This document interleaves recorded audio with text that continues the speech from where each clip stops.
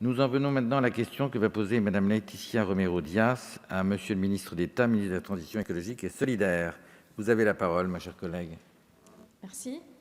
Madame la ministre, un lion s'essayant au patin à roulettes, une girafe se servant d'un cerceau, un éléphant que l'on dresse avec des aiguillons électriques, un poney tournant sur un manège 8 heures d'affilée, foire, cirque, parc, etc.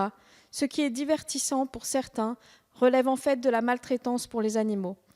Les méthodes de dressage sont douloureuses et les numéros sont en inadéquation avec leurs aptitudes naturelles. Plusieurs faits divers survenus ces dernières années nous rappellent que ces animaux sont victimes d'un mal-être. La souffrance de l'éléphante Maya ou la tigresse échappée d'un cirque puis abattue dans les rues de Paris ont légitimement choqué nos concitoyens. Un sondage IFOP en février 2018 indiquait que 67% des Français étaient favorables à l'interdiction des animaux sauvages dans les cirques. Je suis d'ailleurs régulièrement interpellée sur mon territoire sur ce sujet. De plus en plus de villes ne peuvent plus attendre qu'on légifère et tentent de bannir sur leur sol l'installation des cirques utilisant des animaux sauvages. Ajaccio, Cannes-sur-Mer, Paris, Strasbourg, Saint-Étienne, la liste ne fait que s'allonger depuis quelques années. Ce sont plus d'une centaine de municipalités qui ont signé ce vœu pieux. Pourtant, dans les faits, ces municipalités n'ont pas la compétence légale d'interdire la venue d'un cirque au motif qu'il met en scène des animaux sauvages. En effet, si l'ordonnance du 18 mars 2011 a renforcé les obligations des cirques, elle n'a pas interdit l'utilisation des animaux sauvages. Elle est donc légale. Les arrêtés de ces municipalités sont donc frappés d'illégalité, comme c'est le cas en Essonne, où plusieurs élus m'ont remonté cette difficulté. Alors qu'allons-nous faire ? 28 pays ont d'ores et déjà mis fin à la présence d'animaux dans leurs cirques. Le dernier en date, c'est le Portugal, il y a quelques semaines. C'est à nous, aujourd'hui, représentants de la nation et au gouvernement, de s'emparer de ce sujet auquel nos concitoyens accordent de l'importance. Madame la ministre, je sais combien vous êtes attachée à la protection animale. Aussi, j'aimerais savoir quelles dispositions nous pourrions prendre ensemble pour évoluer vers des cirques sans animaux. Quelles mesures pouvons-nous envisager pour accompagner les circassiens dans leur transformation vers des activités sans animaux ? Quelles actions pouvons-nous mettre en place de manière progressive pour que la France s'aligne avec ses voisins européens ? Je vous remercie. Merci. Madame la ministre, vous avez la parole. Merci, Monsieur le Président. Madame la députée, vous avez interrogé François de Rugy, ministre de la Transition écologique et solidaire, et je réponds au nom du ministère. Je voudrais vous dire tout d'abord à quel point le gouvernement est sensible à la prise en compte du bien-être animal dans notre société. Cette question est une préoccupation grandissante de l'opinion publique et elle s'exprime notamment sur la situation des animaux dans les activités de divertissement et notamment les cirques que vous avez rappelés dans votre question. La question de la détention de ces animaux est complexe juridiquement.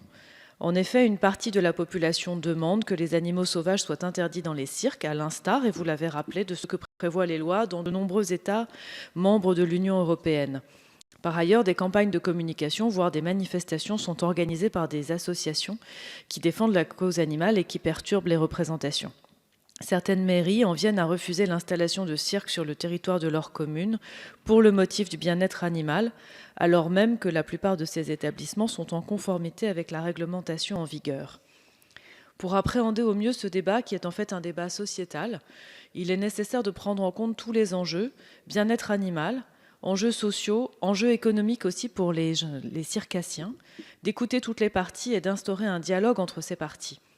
Il est en effet de notre responsabilité collective d'apaiser les tensions qui s'accroissent sur le terrain entre circassiens, ONG et population.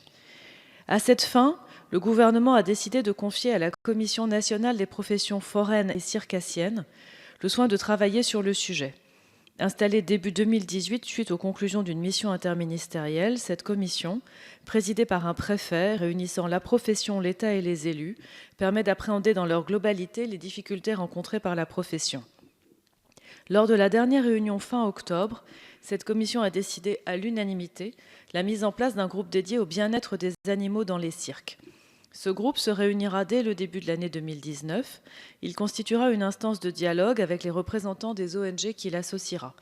Ce groupe examinera les évolutions envisageables en matière de bien-être des animaux, en tenant compte de la situation sociale et économique des professionnels du cirque.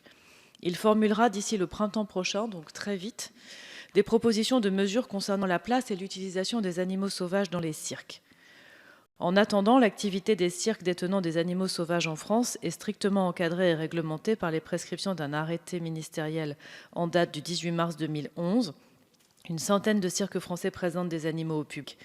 Au sein de ces établissements, le responsable de l'entretien des animaux doit être titulaire d'un certificat de capacité pour la présentation au public mobile des espèces non domestiques exposées en spectacle.